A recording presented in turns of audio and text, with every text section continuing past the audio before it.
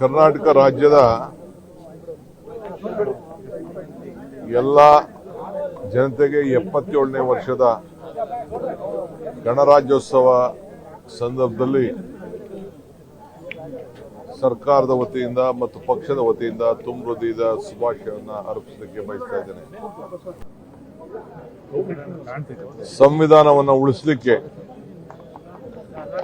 ಈಗಾಗಲೇ ಮಕ್ಕಳಿಗೆ ಮತ್ತು ಎಲ್ಲ ಕಚೇರಿಗಳಲ್ಲೂ ಕೂಡ ಈ ಸಂವಿಧಾನದ ಆಶಯಗಳನ್ನು ಈಗಾಗಲೇ ನಾವು ಎತ್ತಿಡಿದು ಹೊಸ ಪೀಳಿಗೆ ಕೂಡ ಈ ಸಂವಿಧಾನವನ್ನು ಅರಿವು ಮಾಡುವಂತ ಕೆಲಸ ನಮ್ಮ ಸರ್ಕಾರ ಬಂದಾಗಿಂದ ನಾವು ಮಾಡಿಕೊಂಡು ಬಂದಿದ್ದೇವೆ. ಇವತ್ತು ಕೂಡ ಪ್ರತಿ ಹಂತದಲ್ಲೂ ಕೂಡ ಇದರ ರಕ್ಷಣೆಗೆ ನಮ್ಮ ಪಕ್ಷ ಮತ್ತು ಸರ್ಕಾರ ಬದ್ಧವಾಗಿದೆ. ನಾಳೆ ಬೆಳಗ್ಗೆ ಸಂವಿಧಾನ ಹಕ್ಕನ್ನೇ ಪಡೆದಂತ ಉದ್ಯೋಗ ಖಾತ್ರಿ ಯೋಜನೆ ತೊಂದರೆ ಆಗಿರೋದು ನಮಗೆಲ್ಲ ಆಶ್ಚರ್ಯ ಉಂಟು ಮಾಡಿದೆ. ರಾಷ್ಟ್ರಪಿತ ಮಹಾತ್ಮ ಗಾಂಧೀಜಿಯವರ ಹೆಸರಿನಲ್ಲಿ ಉದ್ಯೋಗ ಖಾತ್ರಿ ಯೋಜನೆಯನ್ನ ಏನು ಹೊಸ ರೂಪುಗೊಂಡು ನಮ್ಮ ಗ್ರಾಮೀಣ ಜನರ ಬದುಕನ್ನ ಉದ್ಯೋಗದ ಹಕ್ಕನ್ನು ಏನು ನಮಗೆ ದೊರಕಿತ್ತು ಅದು ಮೊಟಕಾಗಿರೋದ್ರಿಂದ ನಾವು ಇಡೀ ದೇಶದ ಉದ್ದಗಲೂ ಕೂಡ ಈ ಹೋರಾಟವನ್ನು ನಾವು ಹಮ್ಮಿಕೊಂಡಿದ್ದೇವೆ. ನಾಳೆ ಬೆಳಗ್ಗೆ ರಾಜಭವನ್ಗೆ ಚಲೋ ಕಾರ್ಯಕ್ರಮವನ್ನು ಇವತ್ತು ಹಮ್ಮಿಕೊಂಡಿದ್ದೇವೆ. ಇದಾದ ಮೇಲೆ ಪ್ರತಿ ತಾಲೂಕಿನಲ್ಲೂ ಕೂಡ ಕನಿಷ್ಠ 5 ಕಿಲೋಮೀಟರ್ ಪಾದಯಾತ್ರೆ ಕೂಡ ಹಮ್ಮಿಕೊಂಡು ಪ್ರತಿ ಪಂಚಾಯಿತಿಯಲ್ಲೂ ಕೂಡ ಈ ಒಂದು ಹೋರಾಟವನ್ನು ಹಮ್ಮಿಕೊಳ್ಳಿಕ್ಕೆ ಈಗಾಗಲೇ ನಾವು ಮಾರ್ಗದರ್ಶನವನ್ನು ನಮ್ಮೆಲ್ಲ ಪ್ರಜಾಪ್ರತಿನಿಧಿಗಳಿಗೆ, ಪಂಚಾಯತ್ ಸದಸ್ಯಗಳಿಗೆ ಮತ್ತು ಮುಖಂಡರುಗಳಿಗೆ ನಾವು ನೀಡಿದ್ದೇವೆ. ಸುಮಾರು 6,000 ಕೋಟಿ ರೂಪಾಯಿ ಪ್ರತಿ ವರ್ಷಕ್ಕೂ ಕೂಡ ಈ ನರೇಗಾದಲ್ಲಿ ನಮ್ಮ ಗ್ರಾಮೀಣ ಪ್ರದೇಶದ ಅಭಿವೃದ್ಧಿಗೆ ಬಳಸಲಾಗಿತ್ತು. ಉದ್ಯೋಗ ಸಿಗ್ತಾ ಇತ್ತು. ಇದಕ್ಕೆಲ್ಲ ಕೂಡ ಮಾರಕವಾದಂತಹ ಹೊಸ ಯೋಜನೆಯನ್ನು ತಂದಿರೋದ್ರಿಂದ ಈಗ ನಾವು ವಿಧಾನಸೌಧದಲ್ಲೂ ಕೂಡ ನಾವು ಇದನ್ನ ಪ್ರತಿಭಟನೆ ಮಾಡುವಂತ ಕೆಲಸವನ್ನ ಮತ್ತು ನಮ್ಮ ನಿರ್ಣಯವನ್ನು ಮಾಡುವಂತ ಕಾರ್ಯಕ್ರಮಕ್ಕೆ ಈಗಾಗಲೇ ನಾವು ಸಜ್ಜಾಗಿದ್ದೇವೆ. ನಾವು ರೆಸಲ್ಯೂಷನ್ ಮಾಡ್ತೀವಿ, ಇದ್ರ ಬಗ್ಗೆ ಚರ್ಚೆ ಮಾಡ್ತೀವಿ, ರೆಸಲ್ಯೂಷನ್ ಮಾಡ್ತೀವಿ, ಇದನ್ನ ವಾಪಸ್ ತೆಗೆದುಕೊಳ್ಬೇಕು ಅಂತ ಹೇಳ್ತೀವಿ. ಯಾವ ರೀತಿ ರೈತರ ವಿಚಾರದಲ್ಲಿ ಕಾಯ್ದೆ ತಂದಿದ್ರು, ಯಾವ ವಾಪಸ್ ತೆಗೆದುಕೊಂಡ್ರು ಆ ರೀತಿ ತಗೊಳ್ಳೋವರೆಗೂ ಕೂಡ ಈ ಹೋರಾಟವನ್ನ ಮುಂದುವರಿಸ್ತೀವಿ.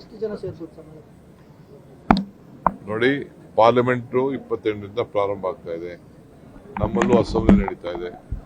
ಆದರೂ ರಾಜಭವನ್ಗೆ ನಾವು ಚಲೋ ಕಾರ್ಯಕ್ರಮವನ್ನು ಹಮ್ಮಿಕೊಂಡಿದ್ದೇವೆ.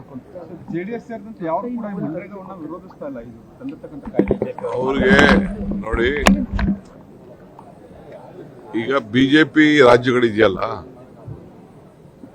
ಅವರಾಗ್ಲಿ ಇದ್ರ ಬಗ್ಗೆ ಎಲ್ಲೂ ಮಾತಾಡ್ತಾ ಇಲ್ಲ. ಅವ್ರ ಕೈಲಿ ಅನುಷ್ಠಾನ ತರಲಿಕ್ಕೆ ಸಾಧ್ಯನೇ ಇಲ್ಲ. ನಾನೊಬ್ಬ ಗ್ರಾಮೀಣ ಪ್ರದೇಶದ ಒಬ್ಬ ಶಾಸಕನಾಗಿದ್ಕೊಂಡು ನಾನು ಹೇಳ್ತಾ ಇದ್ದೀನಿ, ಇದು ಸಾಧ್ಯ ಇಲ್ಲ. ಯಾವ ಸರ್ಕಾರ ಕೂಡ ಸರ್ಕಾರಗಳನ್ನ ಕೇಳದೆ ಈ ತೀರ್ಮಾನವನ್ನು ಮಾಡಿದ್ದಾರೆ. ಇದಕ್ಕೆ ಯಾರು ಒದಗಿಸ್ಕೊಡೋರು? ಈಗ ಬಜೆಟ್ ಅಲ್ಲಿ ಒದಗಿಸ್ಕೊಡ್ಲಿ ಅವರು. ನಮ್ಮ ಯಾವ ಸರ್ಕಾರ ಕೂಡ ಇದನ್ನ ಒದಗಿಸ್ಕೊಡ್ಲಿಕ್ಕೆ, ಯಾಕೆಂದ್ರೆ ಹಕ್ಕಿತ್ತು. 90% ನೇರವಾಗಿ ಯಾರಿಗಾರ ಉದ್ಯೋಗ ಬೇಕು ಅಂತ ಅಂದ್ರೆ ಉದ್ಯೋಗದ ಕಾರ್ಡನ್ನ ಯಾರು ಇಟ್ಕೊಂಡಿದ್ರು ಅವ್ರಿಗೆಲ್ಲರೂ ಕೂಡ ಕೊಡಬೇಕಾಗಿತ್ತು. ಕೆಲವು ನಾಯಕರುಗಳು ಚರ್ಚೆಗೆ ಬರ್ತೀವಿ ಅಂತ ಹೇಳಿದ್ದಾರೆ. ಬರ್ಲಿ, ಅಸೆಂಬ್ಲಿಲೇ ನಾವು ಅದಕ್ಕೆಲ್ಲ ಚರ್ಚೆಗೆ ಉತ್ತರವನ್ನು ಕೊಡ್ಲಿಕ್ಕೆ ನಾವು ಸಿದ್ಧವಾಗಿದ್ದೇವೆ. 2028ಕ್ಕೆ ಮುಖ್ಯಮಂತ್ರಿ ಆಗ್ತೀನಿ ಅಂತ ಕುಮಾರಸ್ವಾಮಿ ಅವರು ಹೇಳ್ತಿದ್ದಾರೆ ಸರ್. ಬಿಡಪ್ಪ, ಈ ಒಳ್ಳೆ ದಿನ ಯಾಕೆ ಅಂತ ಒಂದು ಅಶುಭವಾದ ಮಾತನಾಡೋದು.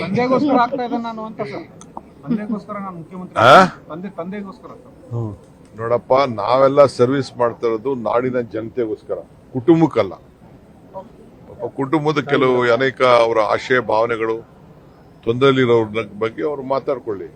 ನಾವು ದೇಶದ ಜನತೆಗೆ ನಾವು ರಾಜಕಾರಣ ಮಾಡ್ತಾ ಇದೀವಿ, ಕುಟುಂಬಕ್ಕೆ ನಾವು ಸರ್, ಲಕ್ಷಾಂತರ ಜನರನ್ನ ಸೇರಿಸಿ ಹಾಸನದಲ್ಲಿ ಸಮಾವೇಶವನ್ನ ಮಾಡಿದ್ರು. ಸಮಾವೇಶದಲ್ಲಿ ಕಾಂಗ್ರೆಸ್ ಪಕ್ಷವನ್ನ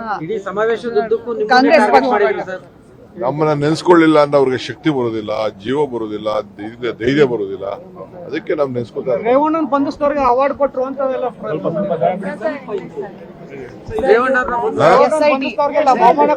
ಮನೆಗೆ ನುಗ್ಗಿ ಪೊಲೀಸ್ನವ್ರ ಮುಖಾಂತರ ಅರೆಸ್ಟ್ ಮಾಡಿಸಿ ಬಹುಮಾನ ಕೊಟ್ಟಿದ್ದಾರೆ SIT ಈ ಅಧಿಕಾರಿ. ದೇಶದಲ್ಲಿ ಏನೇನ್ ಕಾನೂನು ಇದೆ, ಕಾನೂನು ಎಲ್ಲರಿಗೂ ಕೂಡ ಒಂದೇ.